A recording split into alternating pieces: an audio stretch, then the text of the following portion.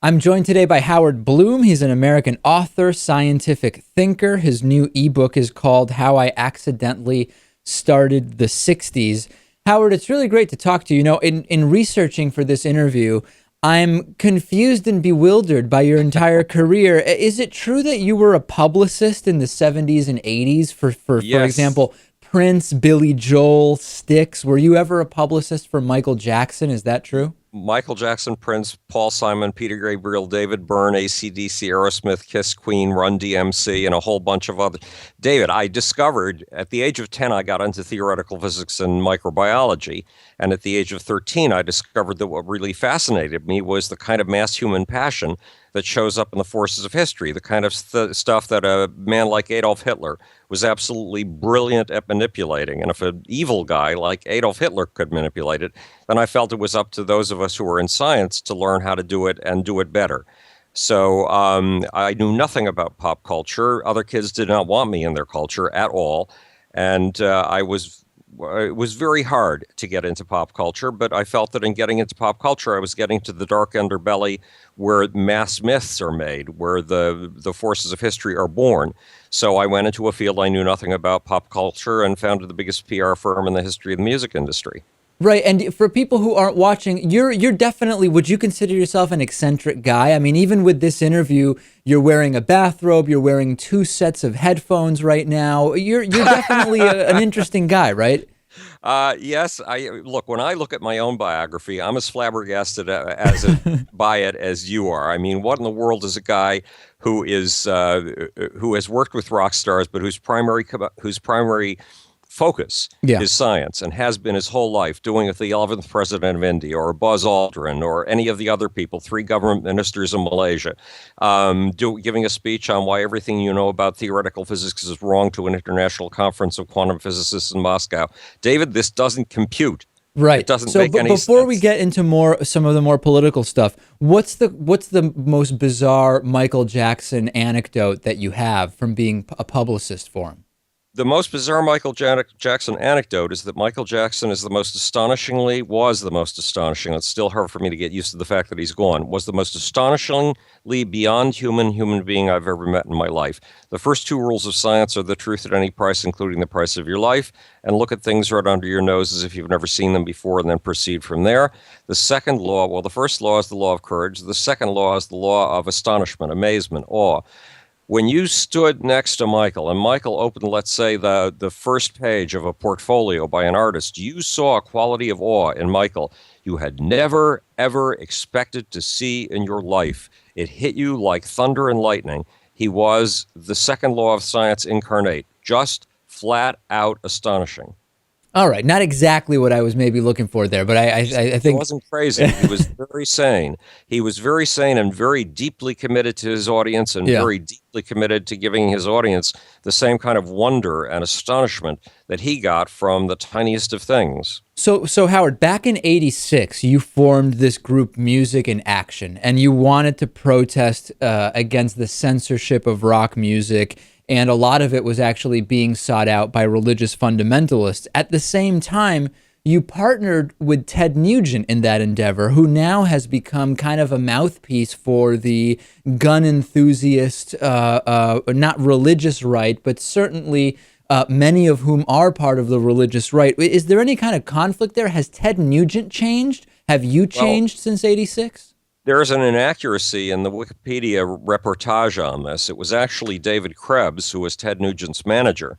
David Krebs, Bob Guccione Jr., the founder of Spin Magazine, and I convinced the two of them to join me in Music in Action.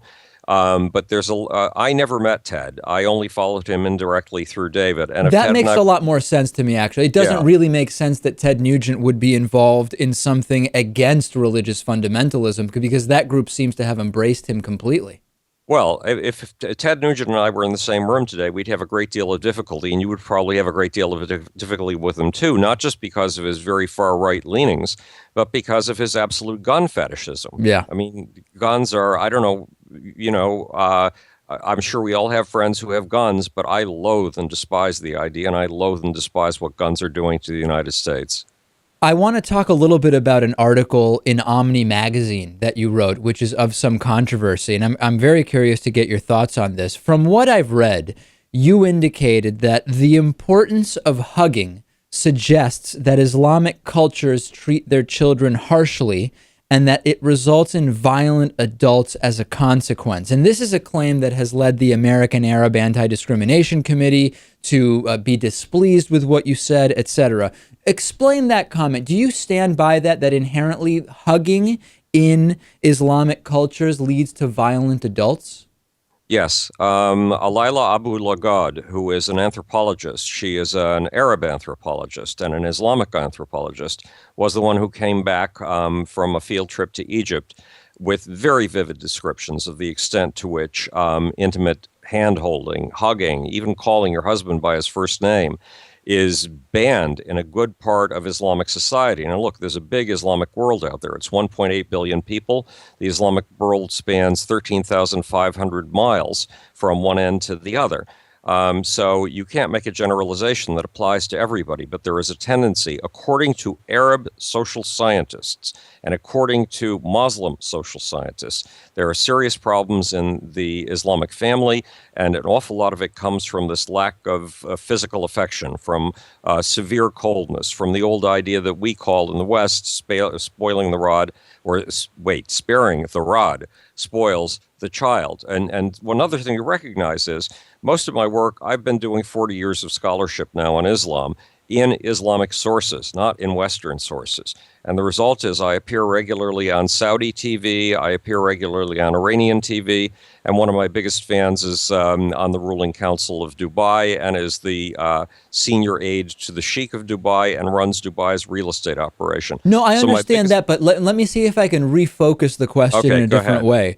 Do you think it's possible that it isn't the lack of hugging in and of itself that might make someone violent, but rather that the lack of hugging might simply be a consequence of something else? In other words, how can we really say that it is hugging or not hugging specifically that leads to X, Y, or Z in adults? Well, I think what you're implying is absolutely correct. It's a complex of things.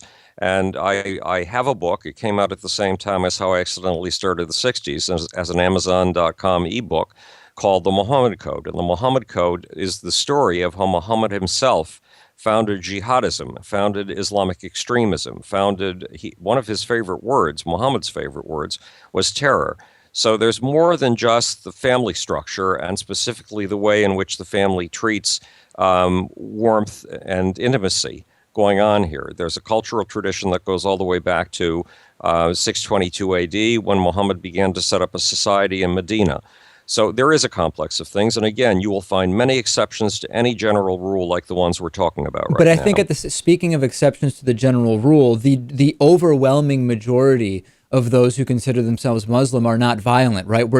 This is the problem I have with. I think that when you on one hand you say you don't want to generalize, but on the other hand you're making the generalization that most Muslims or even a significant portion of Muslims are violent. There is extremism in all religions. We cover it extensively on my program, but it is the exception. There is nothing specific about what Muhammad said in the Quran or what Jesus said in the New Testament or whatever the case may be that makes people violent, but these sacred texts can be used by anyone who wants to do violence. Well, let's imagine, because there are no statistics on this. There is polling data that periodically comes out of the Muslim world, but it doesn't give us a handle on how many people are violent and how many people are nonviolent. However, if only 1/10 of a Muslim world of 1.8 billion people tended toward violence. But even that is absurd, Howard. 1/10, 1 in 10 people is violent based on their association with Islam. I mean, David, I think it's absurd. Yes, you could say that. But if you read the book, you'll see that Muhammad set up a military state that publishers in places like and religious groups in places like Saudi Arabia and Pakistan brag about how many square miles of territory he conquered per day. Yeah. He set an extremely violent example, extremely. And in mainstream Islam, you are only considered holy, righteous, and just if you follow in Muhammad's footsteps. I don't disagree with you there. In the same way that if you literally follow much of what's in the Bible, you also would be an incredibly violent person. We have points of agreement here, Howard. I just think that where I disagree is that in practice, any significant portion of actual Muslims are violent in the same way that a very small portion of Christians or Jews are violent. It's a very interesting thing. I know you have a lot more to say, but unfortunately, we're out of time. We will have you back. Very interesting. Howard Bloom. Thanks, David. The new ebook is called How I Accidentally Started the 60s. Really great to have you on. Okay, thanks, David. Have a good day.